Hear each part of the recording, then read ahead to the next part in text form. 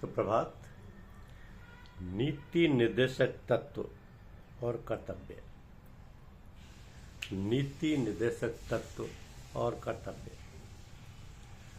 भारतीय संविधान में नीति निर्देशक तत्व और कर्तव्य आर्टिकल 36 to 53 डिफाइंड है।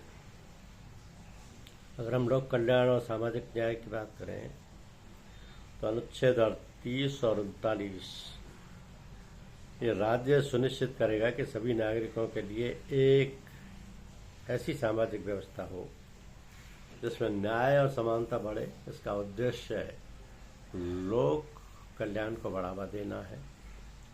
लाल तीर यानी पुरुष और स्त्री दोनों को समान कार्य और एक समान वेतन मिलेगा, इसलिए होता है।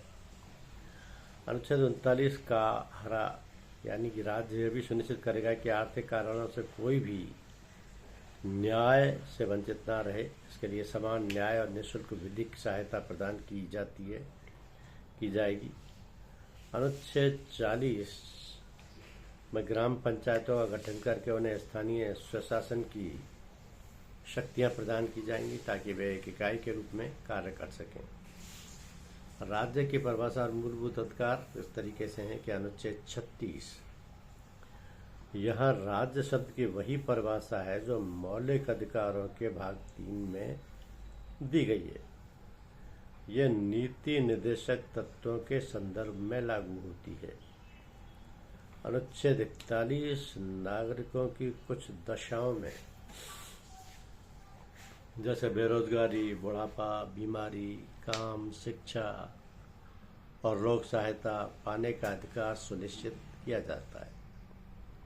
अनुच्छेद 43 और 43 काम है राज्य कर्मचारियों के लिए निर्वाह, मजदूरी और उद्योगों के प्रबंधन में उनकी भागीदारी सुनिश्चित करने का प्रयास हुआ ताकि वे गरिमापूर्ण जीवन जी सकें।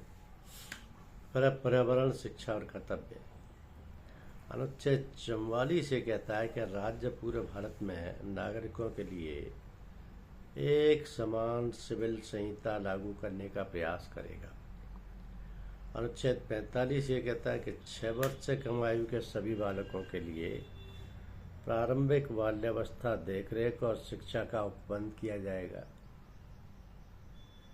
अनुच्छेद 48 और 48 का कृषि और पशुपालन को आधुनिक और वैज्ञानिक आधार पर संगठित किया जाएगा तथा पर्यावरण का संरक्षण, संवर्धन, वन एवं वन्य जीवों की रक्षा की जाएगी।